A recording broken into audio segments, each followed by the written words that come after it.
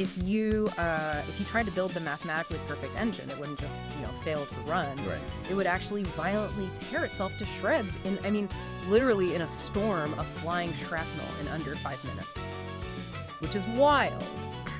So today, we are looking at how a 19th century engineer actually saved the modern world by intentionally building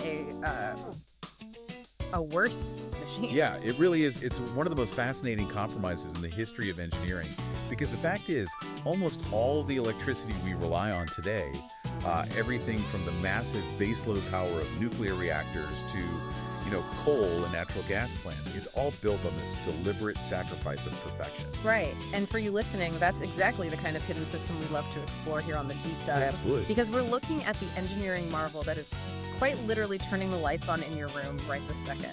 And we're pulling from this really fascinating source text called The Rankine Cycle, Engineering the Heart of Modern Power. It's a great read. It really is. So the mission today is to understand how the foundational engine of modern civilization operates. And it does this not by defying physics, but by finding this brilliant, pragmatic workaround to what physicists at the time literally called an impossible game. Yeah, but to really appreciate that workaround, we first have to look at the perfect machine that engineers were actually trying and failing miserably to build. The dream machine. Right, the dream. So in thermodynamics, there's this theoretical concept called the Carnot cycle. It was proposed by a French physicist named Nicolas Léonard Sadi Carnot in the early 19th century. And it is widely considered like God's blueprint for a heat engine. Okay. On paper, it represents the absolute maximum theoretical efficiency any engine could ever possibly achieve. Which means zero waste heat, Right. right? Like the ideal scenario where every single ounce of thermal energy put into the system is perfectly converted into mechanical work. Exactly. In Carnot's theoretical loop, absolutely nothing is lost to the environment. But the problem is, and this is a big one, to maintain that 100% ideal efficiency, Carnot's mathematics required all the heat to remain trapped completely within the system's cycle. So no exhaust pipes. Exactly. You couldn't just, exhaust hot steam into the atmosphere or cool it down with river water, because throwing heat away into the environment is, by definition, introducing waste. Right, you're losing energy. Yeah, you are losing energy. So you have to keep the fluid inside the system and compress it back to its starting state, so you can just heat it up all over again. Right. And here is where the massive catastrophic wall comes in. Because you aren't allowed to fully cool the fluid down, since that would mean rejecting heat and ruining your perfect efficiency score, you end up having to compress it while it is in an in-between phase. Which sounds dangerous. Very. Our source text refers to this as a half-baked, sludgy state. And in engineering terms, we just call it wet steam. Wet steam. Okay, let's unpack this so it's not fully a gas, but it's also not fully a liquid. It's just this weird mix. Yeah, precisely. It is a highly volatile, unstable suspension of literal liquid moisture droplets churning inside gaseous steam. And Carnot's perfect blueprint basically demanded that early engineers take this wet steam and compress it mechanically back to a high pressure so the cycle could continue. Okay, I think I see the mechanical nightmare here. Because, compressing a pure gas like air is relatively easy. Sure. The molecules have plenty of space between them, and they compress smoothly. I mean, we do it all the time with, air compressors or bicycle pumps. Exactly. And on the flip side, pumping a pure liquid like water is also really straightforward. Liquids are fundamentally incompressible, but they flow easily through a pump. Right, they just move. But trying to forcefully push a chunky, half-liquid, half-gas sludge through a piston at hyper speeds, that sounds like trying to forcefully pump a thick, chunky smoothie through a tiny metal straw. Oh, well, yeah. I mean, the machine is just going to shatter. If you push hard enough, the straw isn't going to process the smoothie. The straw is just going to break. That is a highly accurate analogy for the physical mechanics at play there. The gas portion of the wet steam compresses just fine, but the suspended liquid water droplets absolutely do not. Because they're incompressible. Right. So when fast-moving compressor blades or pistons slam into those incompressible water droplets at high speeds, the droplets act like tiny little bullets. Oh man, they just completely obliterate the machinery. Completely. The mechanical stress is immense. You get severe cavitation, rapid erosion of the metal, bent pistons, and just totally shattered turbine blades. The engineers trying to build this perfect engine in the 1800s were literally watching their expensive, heavy-duty iron and steel machinery destroy itself almost instantly. Just ripping itself apart. Exactly. And the source material actually notes that building a real-world Carnot engine became known as a mirage, which is a slang term translating to an impossible game. An impossible game. I mean, they have the mathematical proof of perfection sitting right there on the chalkboard, but metallurgy and the physical states of matter are just flat out refusing to cooperate. Yeah. It must have been infuriating to know exactly what the perfect engine looks like, but just not be able to build it. It was. And because the perfect machine kept tearing itself apart, the whole industry was stalled. The world didn't need another theoretical physicist at that point. It really needed a pragmatic genius. Enter William Rankine. Exactly. William John McLaurin Rankine. He was a Scottish engineer who looked at the shattered remains of these attempted Carnot engines and recognized a fundamental truth about engineering. He realized that stubbornly trying to force that sludgy, wet steam state to behave was the entire problem, right? Like, that was the bottleneck. He did. Rankine saw that the only way to save the machine was to just stop trying to compress the wet steam entirely. His incredibly counterintuitive pivot was this. Instead of trying to compress that half-gas, half-liquid sludge, why not just cool the steam completely down until it returns to 100% liquid water? And then you just pump the water. Right, then you just pump that liquid. Okay, here's where it gets really interesting. Because, wait, doesn't purposely cooling the water all the way down seem entirely counterproductive? How so? Well, if the whole goal of a power plant is to create heat and energy, isn't cooling it off taking a massive step backward? Like, aren't you just throwing massive amounts of thermal energy away? This raises an important question, and you are absolutely right. That is exactly why it was such a difficult conceptual pivot at the time. From a pure thermodynamics perspective, you are taking a massive step backward. Right. By deliberately rejecting all that leftover heat into a river or, a cooling tower, you are explicitly abandoning the perfect efficiency of Carnot's blueprint. You are intentionally introducing waste into the system. You are choosing to make a fundamentally less efficient engine. But you are choosing to make a survivable one. Wow. And that is Rankine's profound trade-off. He recognized that a theoretical mathematical model doesn't generate electricity for a city. He traded a tiny bit of that perfect theoretical efficiency for absolute, bulletproof, real-world reliability. That makes so much sense. Rankine understood that an engine that can run continuously for 3 decades without breaking down is infinitely more valuable than a perfect engine that explodes into shrapnel after 5 minutes. Perfect is the enemy of the physically possible. That's just a brilliant paradigm shift. So let's trace exactly how Rankine's compromise actually plays out inside a modern power plant. Okay, let's do it. We know it's a closed loop, a 4-step infinite loop. So let's walk through the exact journey of the water, starting right after Rankine's crucial intervention when it is a fully cooled, pure liquid. That's the perfect starting point. So step 1 is the pump. The water at this stage has been completely condensed. There are no gas bubbles, no sludge, just pure liquid water. And it flows into a high-pressure feed pump. Okay, and the source text has this really great analogy here that I want to bring in. Oh, the office worker one. Yeah, the elite corporate employee analogy. So at step 1, the pump, the pure liquid water, is like this elite corporate employee riding a packed commuter train to a high-pressure job. Right. Because it's a liquid, it's uniform, it moves smartly and efficiently, barely using any energy to get where it's going. Exactly. Because liquids are virtually incompressible, moving them from a low-pressure environment to a highly pressurized environment requires very little mechanical work. The pump simply pushes the water forward. Right, the pump isn't fighting to compress empty space like it would with a gas. It's just smoothly moving a solid column of fluid. So the water arrives at work. It's highly pressurized, but it's still relatively cool. Right, which brings us to step 2, the boiler. From the pump, this high-pressure liquid water is forced into the boiler, and this is where the massive energy transfer happens. The boiler is essentially a giant furnace heated by burning coal, natural gas, or the immense thermal energy of a nuclear reaction. So the water arrives and it's just blasted by this giant fire. Exactly. It absorbs an incredible amount of heat. So continuing the analogy, this is the employee arriving at work and facing intense fiery pressure from a hot-blooded boss, right? Just awakening their absolute maximum potential. I love that. Yes.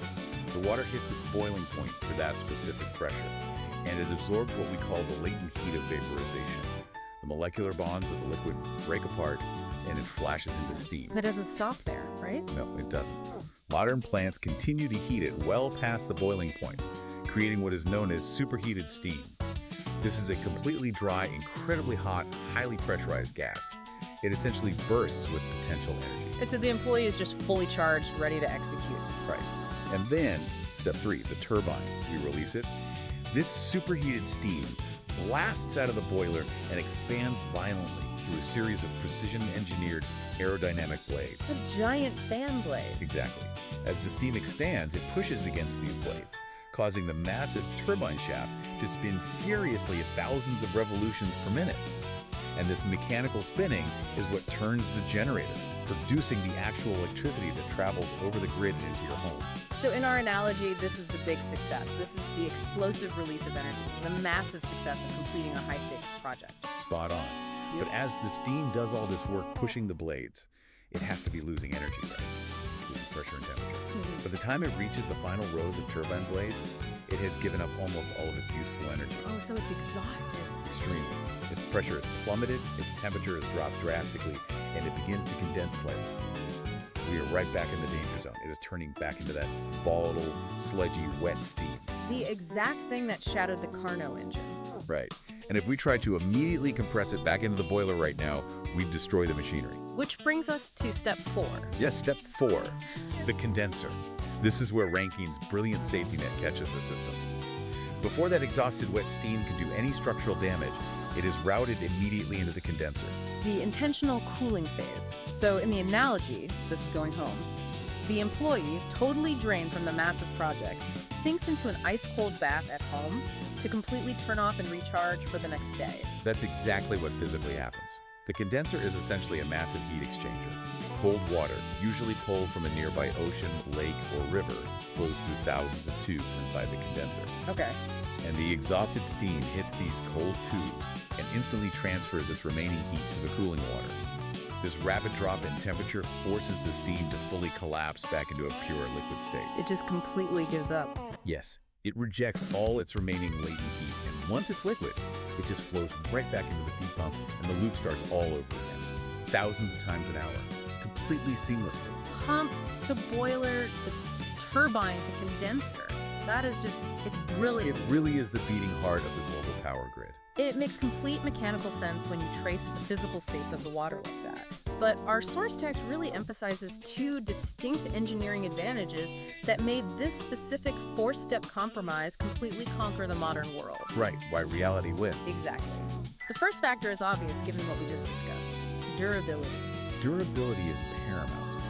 Because of the condenser, the mechanical pump only ever has to interact with 100% pure liquid water. No tiny bullets. No bullets. Yeah.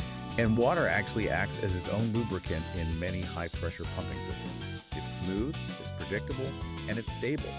This means the mechanical components experience drastically less wear and tear.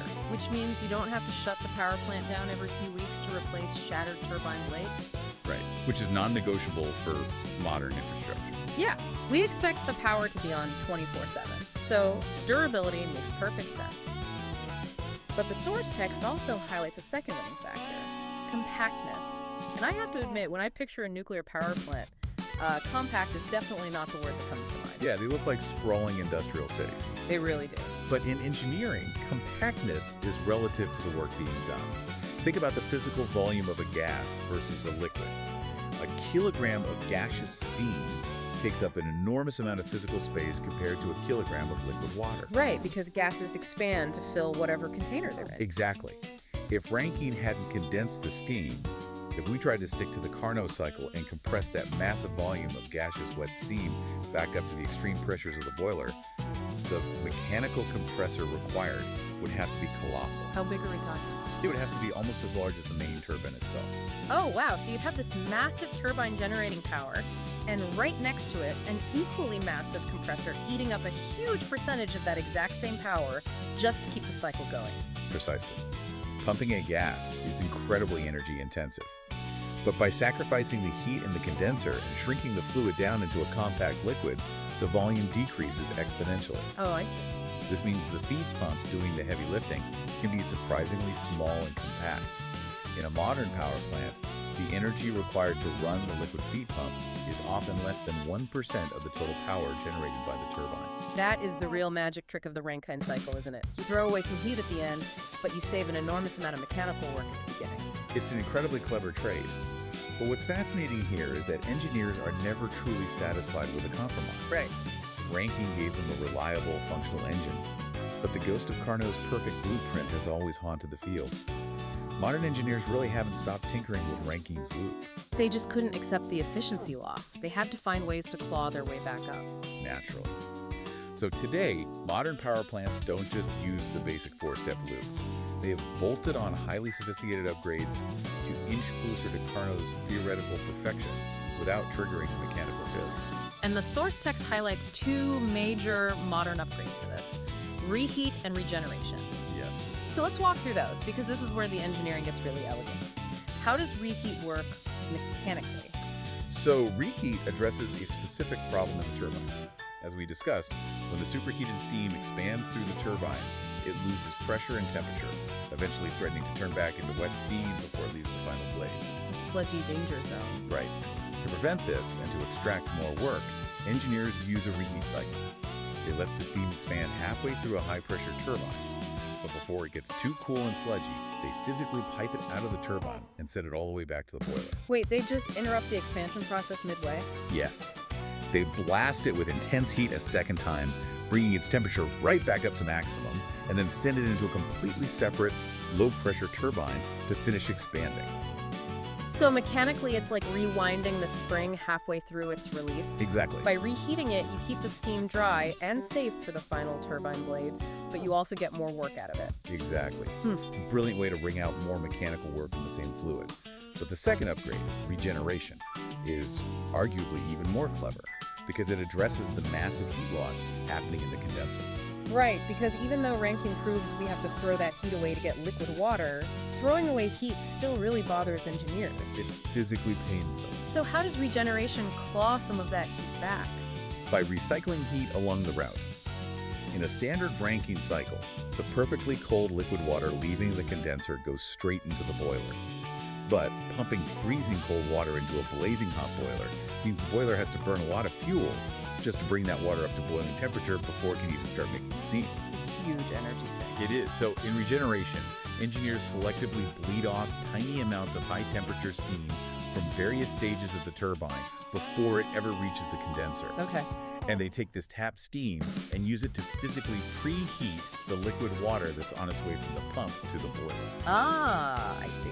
It's like taxing the turbine a little bit. You take a small hit on the mechanical work the turbine could have done with that bit of steam, but you use that steam to warm up the feed water. Exactly. So by the time the water actually enters the main boiler, it's already piping hot. Exactly.